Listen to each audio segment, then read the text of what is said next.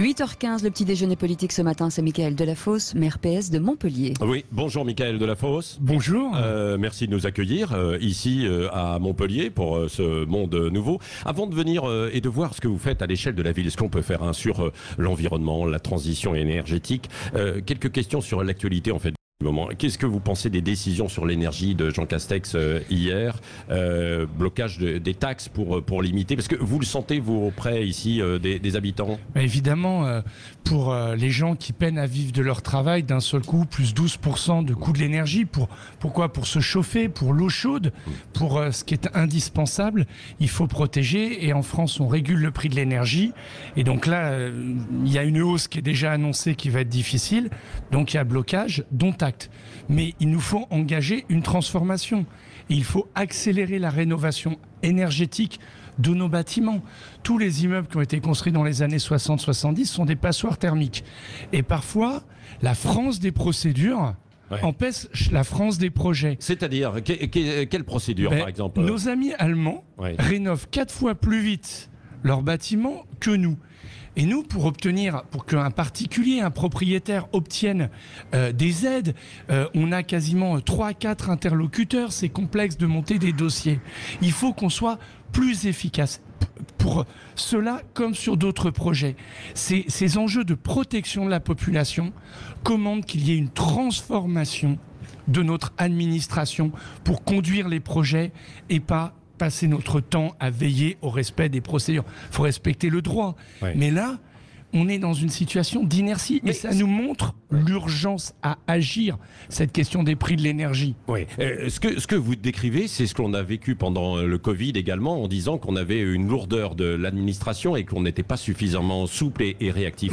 Alors ça passerait par quoi alors? Par peut-être plus de décisions et de poids au niveau local, des municipalités, des régions? Assurément un nouvel acte de la décentralisation pour mieux exercer les responsabilités au niveau local, au plus près des citoyens.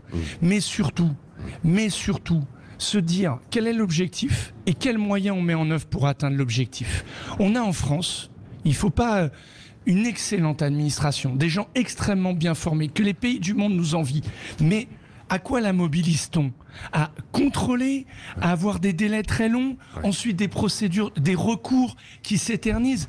Et bien, résultat, à Montpellier, pour construire un tramway, quand il y a 15 ans, on faisait ça en 6 ans, et bien avec ces procédures, on va à 10, 12 ans. Et quand on fait un tramway, eh bien on fait la transition écologique et on protège le pouvoir d'achat. Je prends un autre exemple, on est sur Sud Radio. La LGV, on vient d'obtenir le financement avec Carole Delga, le préfet Étienne Guyot, le Premier ministre Jean Castex, pour faire Montpellier-Béziers, puis ensuite Montpellier-Perpignan. Cette décision fut prise en 1986. Là, ça y est, on va faire Montpellier-Béziers, mais la mise en service en 2032.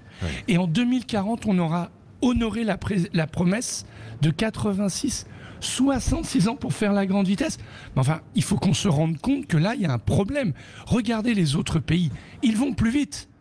Et nous, il y a urgence à agir pour la transition écologique, pour la protection et pour la souveraineté de notre pays. Oui, et est-ce que sur l'écologie, la transition énergétique, il y a des messages positifs à faire passer plutôt que des messages négatifs? Parce que par la population, bien souvent, c'est considéré comme étant du punitif, c'est-à-dire on va vous taxer davantage, le discours écologiste qui est parfois radical. Donc les gens ont peur en fait de ça, quoi. L'écologie, c'est une chance. L'écologie, ça doit être un projet qui nous fédère. C'est l'attente de la jeunesse qui est joyeuse et à qui il faut donner de l'espoir.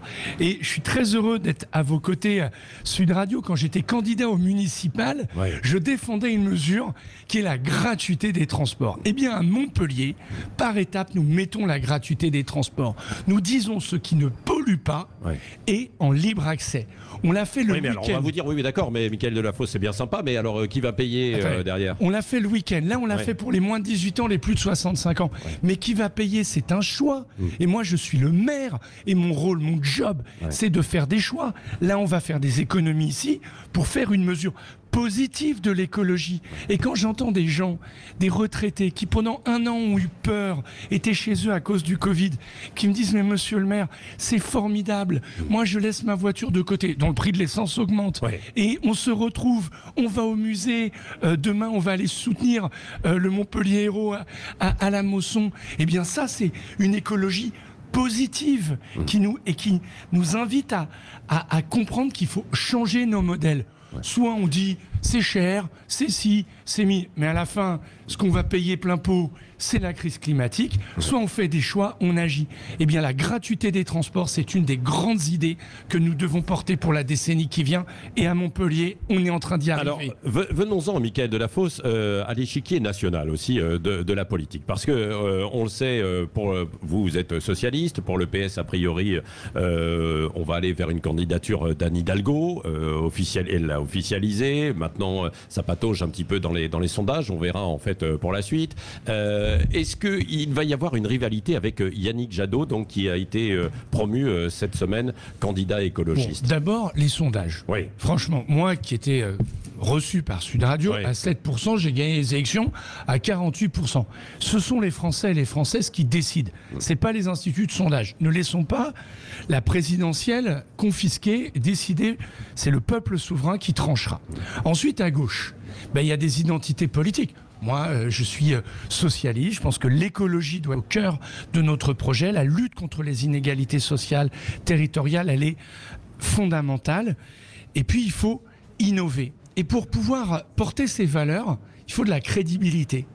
Anne Hidalgo, elle est maire. Et quand vous êtes maire, ça rime avec faire, avec agir. Vous êtes confronté aux problèmes des gens, aux choix.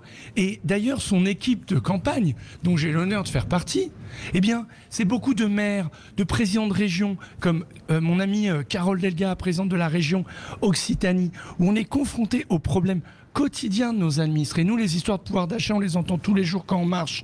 Les problèmes d'emploi, on les entend tous les jours quand on marche, mais ça nous oblige tous les jours à agir pour essayer de régler les problèmes. Et donc, dans notre identité, dans notre famille, la gauche, celle qui prend en compte l'écologie, celle qui veut agir pour la justice, celle qui veut agir sur la question du travail, du pouvoir d'achat, des classes moyennes, sur la question de l'éducation. Pour moi, Anne Hidalgo, c'est une candidature crédible et sérieuse. Même si, évidemment, il y a quelques difficultés à émerger sur la scène nationale d'une manière ou d'une autre, et puis parce qu'elle est beaucoup critiquée pour la politique qu'elle mène à Paris. Vous savez, je vais vous dire une chose. Quand vous êtes critiqué, ça veut dire que vous faites des choix. Quand, par contre, on vous critique jamais, c'est que vous laissez indifférent. Voilà, moi je crois, vous voyez par exemple à Montpellier, il y a un choix qu'on fait par exemple de développer le vélo. Donc on partage les routes où il y avait des habitudes. Je fais un choix parce que je veux mettre en sécurité les cyclistes comme les automobilistes sont en sécurité. Gouverner, c'est choisir. Et parfois, il faut choisir et assumer. La configuration de Montpellier n'est peut-être pas celle de Paris. Il y a déjà des choix qui avaient été effectués il y a des années par Georges Frêche, votre prédécesseur, ou le cœur de ville. Non, mais c'est vrai. Grande fierté pour notre ville. Le cœur de ville qui avait été limité aux voitures. Qui est le plus grand centre piéton d'Europe et que je vais continuer à étendre parce qu'on aime marcher dans la ville, se déplacer en vélo et utiliser les transports en commun gratuits.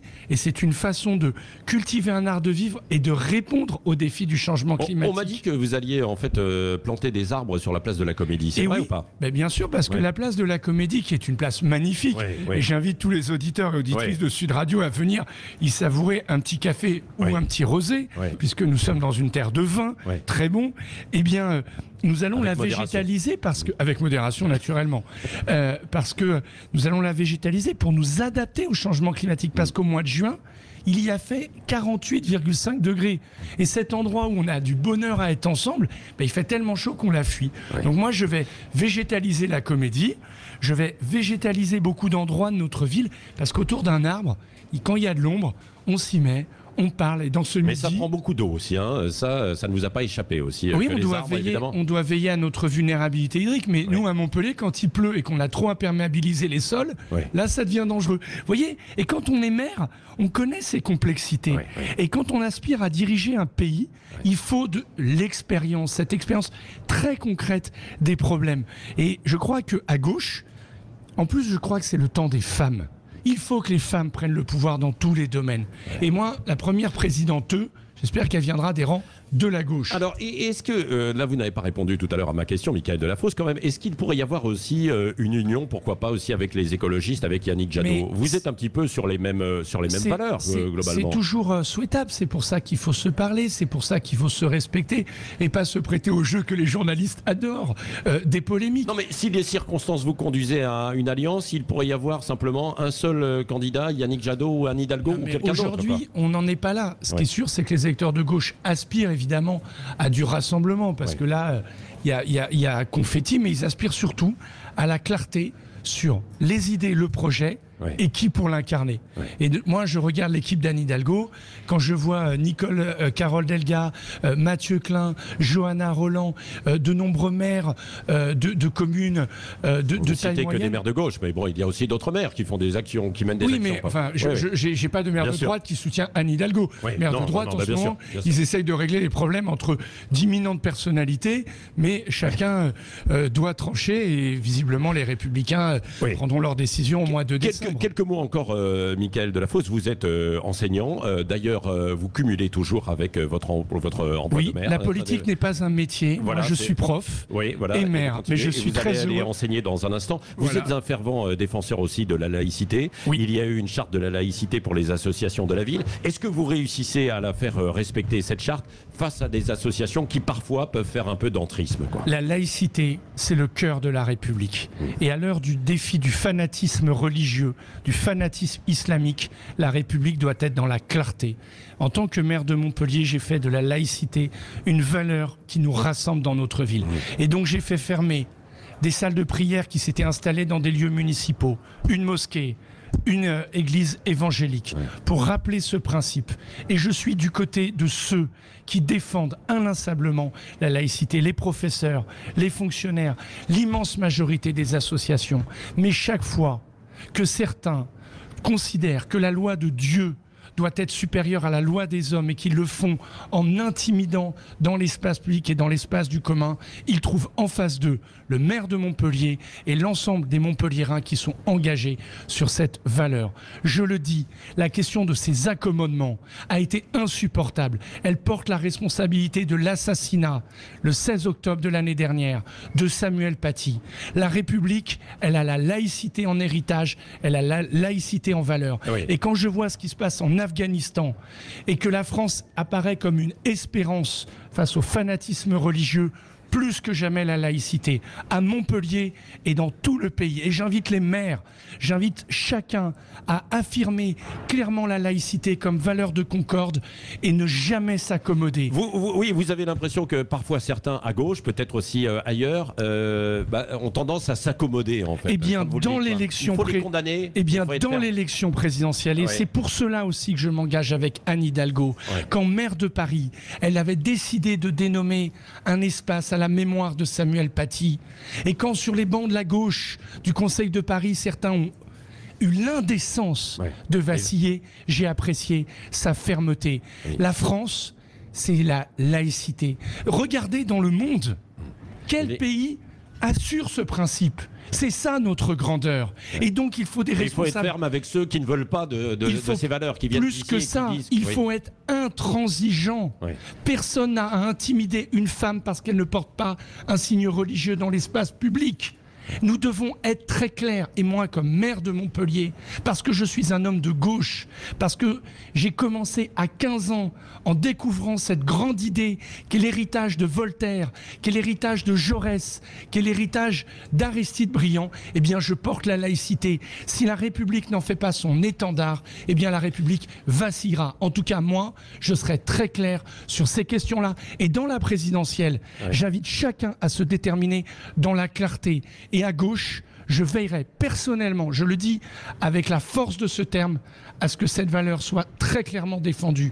Les accommodements, ils tuent.